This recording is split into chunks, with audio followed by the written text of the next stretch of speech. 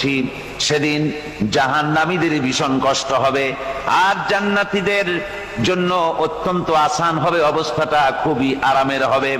নবীজি বলেন, এক ফরজ নামাজ, এক ওয়াক্ত ফরজ নামাজ আদায় করতে যে সময়টুকুন লাগে, কিয়ামতের মাঠের এই সময় এত বড় বিরাট লম্বা সময় জান্নাতীদের জন্য এরকম হালকা হয়ে যাবে।